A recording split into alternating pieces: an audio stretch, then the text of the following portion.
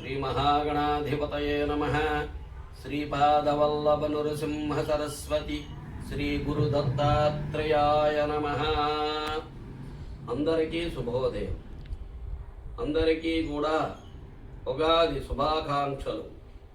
శ్రీ పరాభవనామ సంవత్సరం అందరికీ కూడా ఆయువు, ఆరోగ్యం, ఐశ్వర్యం, ధనం, ధాన్యం, మనస, వాచ, కర్మణ సూక్ష్మ రూపంలో ఉన్నటువంటి అంటే చిన్న చిన్న కోరికలన్నీ కూడా తీరాలని కోరుకుంటూ ఆ లక్ష్మీ గణపతి స్వామివారి, అభయాంజనేయ స్వామివారి, బాలా త్రిపుర సుందరి సమేత రామేశ్వర స్వామివారి దేవత అనుగ్రహంతో మీ పిల్లలకు మంచి చదువు, ఆరోగ్యం, ఐశ్వర్యం, దేశం అంతా కూడా సుభిక్షంగా ఉండి మంచి పంటలు అవి పండాలని చెప్పి ప్రమాదాలు ఏమీ కూడా జరగకుండా జనులంతా కూడా సుఖశాంతులతో ఉండాలని చెప్పి ఆ పరమేశ్వరుని కోరుతూ మీ అందరికీ కూడా మరోసారి ఈ ఉగాది శుభాకాంక్షలు తెలియజేస్తూ ఈ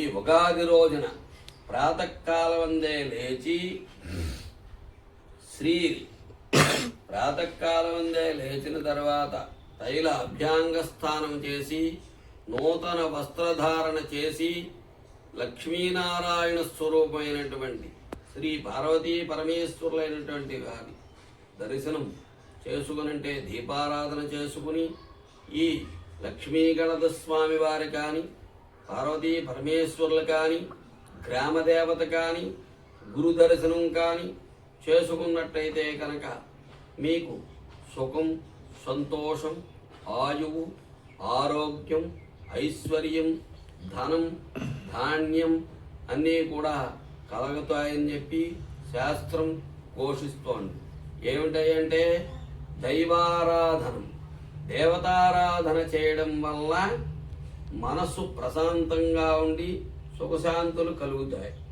అందుచేత ఈ ఆదిత్యాది నవగ్రహాల్ని ఇష్టదైవారాధన, గురు ఆరాధన చేసుకున్న తర్వాత షడ్రుచులతో చేయబడినటువంటి ప్రసాదం స్వీకరించి తరువాత ఈ స్వామివారి అనుగ్రహం చేత పంచాంగ శ్రవణం కానీ లేదా పురాణ కాలక్షేపం కానీ ఈ ఉగాది రోజున చేసినట్టయితే కనుక సకల దోషాలు పోతాయి.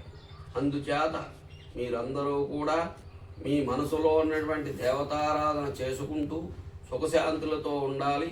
మీ పిల్లలకి మంచి చదువులు, ఐశ్వర్యం, ధనం, ధాన్యం కలగాలని చెప్పి ఈ సమస్త భూప్రపంచమంతా కూడా సుఖశాంతులతో ఉండాలని చెప్పి లోకా సమస్త సుఖినో భవంతు.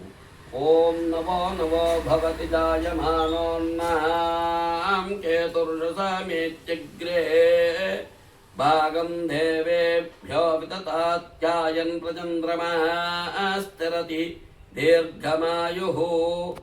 ఆదిత్యాయ సోమాయ మంగళాయ బుధాయ చ గురు శుక్ర శనిభ్యశ్చ రాహవే కేతవే నమః. విష్ణుశ్రీమాన్ భవ బ్రహ్మా విరాయుర్భవ. ధాన్యం ధనం వసుపుత్రలాభకం శత సంవత్సరం దీర్ఘమాయుః.